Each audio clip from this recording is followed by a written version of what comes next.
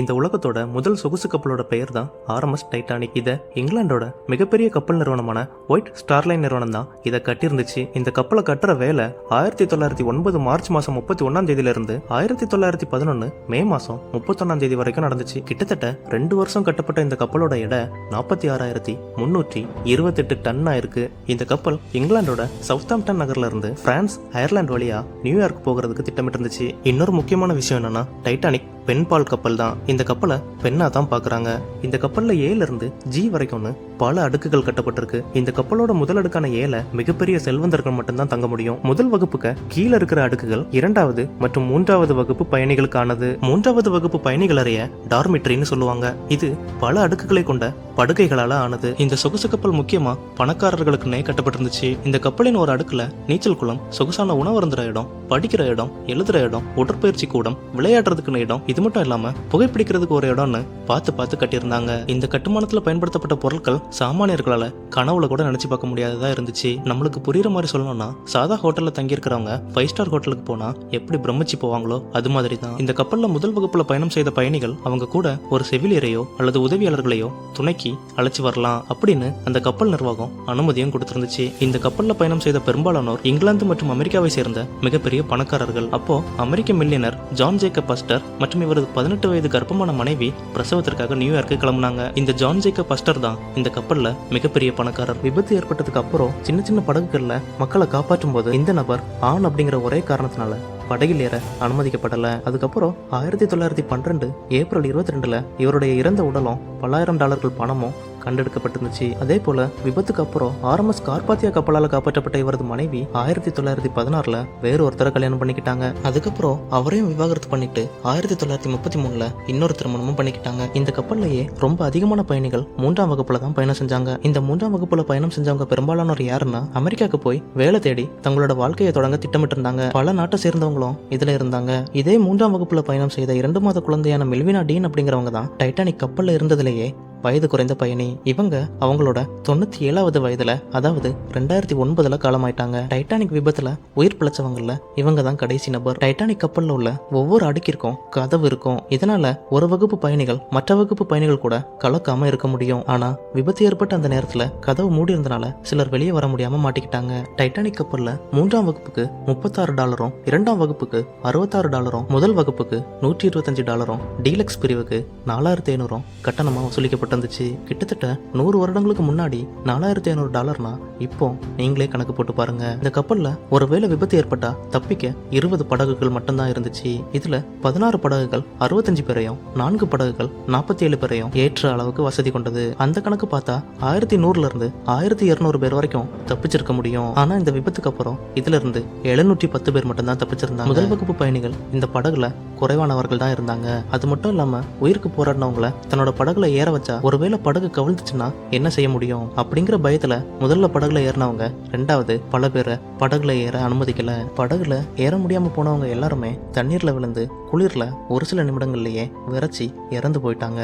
சரியா விபத்து நடந்தப்போ -2 டிகிரி செல்சியஸ்ல கடுமையான பனி இருந்துச்சு. இத டைட்டானிக் படத்துல கூட நீங்க பார்த்திருக்க முடியும். அந்த திரைப்படத்துல ஜாக் தண்ணீர்ல விழுந்த உடனே அவரோட தலையில இருந்த தலைமுடி கூட பனிக்கட்டியா மாறி இருக்கும். நம்மளால பனிக்கட்டிய ஒரு சில நொடிகள் கூட கையில வச்சிருக்க முடியாது. அப்படி இருக்கிறப்போ நம்ம உடம்பு முழுசுமாவே -2 டிகிரி செல்சியஸ்ல இருந்தா என்ன ஆகும்? இன்னொரு முக்கியமான விஷயம் என்னன்னா, தப்பிச்சு போகிறதுக்கு குழந்தைகளுக்கும் பெண்களுக்கும் மட்டும்தான் படகுல முன்னுரிமை கொடுத்தாங்க. இந்த விபத்துல இறந்தது பெரும்பாலானோர் ஆண்கள் தான். இந்த விபத்துல உயிர் பிழைச்சி வந்த ஆண்கள் கூட நாட்டுல வந்த உடனே கடுமையான விமர்சனத்துக்கு ஆளானாங்க. காரணம், பல குழந்தைகள் பெண்கள் படகுல இடம் கிடைக்காம இறந்து போனதுதான். இப்போ அடுத்ததா இந்த டைட்டானிக் கப்பலை பத்தி பார்ப்போம். மொத்தம் 3 என்ஜினை கொண்ட இந்த கப்பல்ல 2 என்ஜின் மட்டும் சேர்ந்து 30,000 ஹார்ஸ் பவர் கொடுக்குமா. அது மட்டும் இல்லாம நிலக்கரி மூலமா வேலை செய்யற டர்பைன் மேலும் 16,000 ஹார்ஸ் பவர் கொடுக்குமா. மொத்தம் 46,000 ஹார்ஸ் பவர். இந்த டைட்டானிக் கப்பலோட 2 என்ஜின்கள் மட்டும் 720 டன் எடை இருக்கு. இந்த 2 என்ஜினை இயக்குறதுக்கு மட்டும் 176 பணியாளர்கள் பகுதி நேர வேலையில 24 மணி நேரமும் பயன்படுத்தப்பட்டாங்க. இந்த என்ஜின் இருக்கிற இடத்துல அழுக்கும் வெப்பமும் அதிகமா இருக்கும் அப்படிங்கிற காரணத்தினால இந்த இடத்துல வேலை செய்யறது பணியாளர்களுக்கு ரொம்ப கஷ்டமா இருந்துச்சு. இதுல இருந்து வரக்கூடிய 100 டன் சாம்பல் டெய்லியும் கடல்ல கொட்டப்பட்டது. இந்த கப்பலோட வேகம் மணிக்கு 39 கிலோமீட்டர் தான். இந்த கப்பல்ல முதல் வகுப்புல 739 பேரும், 2ஆம் வகுப்புல 674 பயணிகளும், 3ஆம் வகுப்புல 1026 பயணிகளும், இவங்க கூட சேர்த்து 900 பணியாளர்களும் பயணம் செய்ய முடியும். மொத்தமா 3339 பேர் பயணம் செய்ய முடியும். ஆனா இந்த கப்பல்ல 2224 நபர்கள் மட்டும்தான் பயணம் செஞ்சாங்க. இதுல 900 பேர் ஊழியர்கள் தான். அந்த காலத்துல எல்லாம் ஒவ்வொரு குடும்பமும் மிக பெருசா இருக்கும். ஏன்னா எல்லா தம்பதிகளும் குறைந்தது 5க்கு மேல குழந்தைகள் பெற்றுக்கொள்வாங்க. இப்படி வந்தவங்க பல பேர் குடும்பத்தோடு இறந்தும் போனாங்க. டைட்டானிக் பயணிகளை மட்டுமே ஏற்றி செல்றதுக்கு பயன்படாம கார்கோன்னு சொல்லப்படுற சரக்கு பொருட்களை ஏற்றி செல்றதுக்கும் பயன்படுத்தப்பட்டிருந்துச்சு. ஏப்ரல் 14ஆம் தேதி இரவு 11:40 மணிக்கு தான் டைட்டானிக் 220 அடி நீள பனிப்பாறையில மோதி மூழ்க தொடங்குச்சு. ஏப்ரல் 15ஆம் தேதி விடியற்காலையில 2:20க்கு முழுவதுமா 12,415 அடி ஆழத்துல மூழ்குச்சு. இந்த விபத்து நடந்த உடனே உதவி கேட்டப்போ அருகில் இருந்த கப்பல் RMS கார்பாத்தியா 93 கிலோமீட்டர் தூரத்துல இருந்துச்சு. இந்த கப்பல் விபத்து நடந்த இடத்துக்கு வர்றதுக்கு 4 மணி நேரம் ஆகும்னு கணக்கிடப்பட்டிருந்துச்சு. RMS கார்பாத்தியா சரியா 4:10 மணிக்கு டைட்டானிக் கப்பல் மூழ்கிய இடத்துக்கு வந்துச்சு. அதுல ஏற்கனவே படகுல ஏறி பிழைச்சவங்கள சில பேரை காப்பாற்றுச்சு. படகுல இருந்தவங்கள கூட சில பேர் குளிர் தாங்க முடியாம இறந்து போயிட்டாங்க. இந்த விபத்துல மொத்தமா 1514 பேர் இறந்து போயிட்டாங்க. பணியாளர்கள் கூட சேர்த்து 710 பேர் மட்டும் உயிர் பிழைச்சாங்க. இந்த கப்பலோட கேப்டன் எட்வர்ட் ஜான் ஸ்மித் ரொம்ப பெரிய அனுபவசாலியா இருந்தாரு. ஆனா கப்பல் மூழ்கிறப்போ கடைசியா இவர் என்ன செஞ்சிட்டு இருந்தாரு அப்படிங்கிற ஒரு சில கேள்விகளும் இருக்கு. பல பேர் என்ன சொல்றாங்கன்னா செய்தி அறையில பரபரப்பா இருந்தாருனோ, ஒரு சில பேர் ஒரு குழந்தையை காப்பாற்ற தண்ணில குதிச்சு முயற்சி செஞ்சாருன்னு சொல்றாங்க.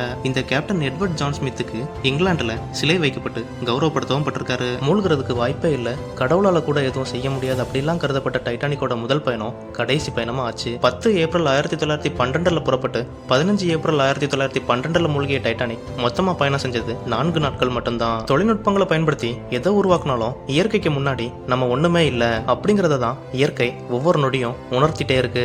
அதுக்கு ஒரு பாடமா இந்த விபத்து அமைஞ்சது. டைட்டானிக் கடல்ல மூழ்கி கிட்டத்தட்ட 112 வருஷம் ஆகுது. இன்னும் தோண்ட தோண்ட பல சுவாரஸ்யமான தகவல்கள் டைட்டானிக் உள்ள இருந்துட்டே தான் இருக்கு. டைட்டானிக் சுவாரஸ்யங்கள்ல நான் சொன்னது ஒரு பகுதி மட்டும்தான். டைட்டானிக் கப்பல்ல பயணம் செய்த ஒவ்வொருத்தருக்கு பின்னாடியும் ஒரு கதையும் ஒரு கனவும் இருந்திருக்கும். எல்லாமே முதல் பயணத்திலேயே முங்கி போச்சு. எல்லாம் முடிஞ்சதுக்கு அப்புறம் டைட்டானிக் கப்பல் அட்லாண்டிக் கடலோட மேற்பரப்புல இருந்து 3700 மீட்டர் கீழே இருந்துச்சு. இது 1985 வரைக்கும் கண்டுபிடிக்கப்படவே இல்லை. 1985 தான் ராபர்ட் பல்லார்ட் தலைமையிலான சில அணுசக்தி நீர்மூழ்கி கப்பல்களோட எச்சங்களை ஆய்வு செய்வதற்கான ராணுவ நடவடிக்கையில் டைட்டானிக்கை கண்டுபிடிக்கிற பணியும் சேர்க்கப்பட்டிருந்துச்சு. அப்பதான் இது முதல்ல கண்டும் பிடிக்கப்பட்டது. இத்தனை வருஷங்களுக்கு அப்புறம் இந்த கப்பல் வலுவான கடல் நீரோட்டம், உப்பு அரிப்பு மற்றும் உலோகத்தை அளிக்கும் பாக்டீரியாக்கள் இந்த மாதிரியான காரணங்கள்னால இந்த கப்பல் செதஞ்சிட்டு வருது. 1986 கப்பலோட உடைந்த பாகங்களை ஆல்வின் அப்படிங்கிற நீர்மூழ்கி கப்பல் ஆய்வு செய்துச்சு. 1987 முதலாவது மீட்பு பயணத்துல டைட்டானிக்கின் 1800 கலைப்பொருட்கள் சேகரிக்கப்பட்டிருந்துச்சு. 1995 உடைந்த கப்பலுக்கு ஜேம்ஸ் கேமரோன் பயணம் செஞ்சாரு. அப்போ எடுத்த காட்சிகளை அவருடைய டைட்டானிக் திரைப்படத்திலையும் பயன்படுத்தினாரு. 1998 தான் முதலாவது சுற்றுலாவாசிகள் அங்க முங்கி பயணம் செஞ்சாங்க. 1998 டைட்டானிக் கப்பலோட கூட்டின் ஒரே ஒரு பகுதி மேல கொண்டு வரப்பட்டது. 2005 2 வீரர்களை கொண்ட நீர்மூழ்கிகள் உடைந்த கப்பலுக்கு போச்சு. 2010 தானியங்கி ரோபோக்கள் அந்த இடத்த ஆய்வு செஞ்சு வரைபடமும் தயாரிச்சது. 2019 DSP லிமிட்டிங் ஃபேக்டர் நீர்மூழ்கி 5 தடவை நீர்மூழ்கி பயணம் செஞ்சது.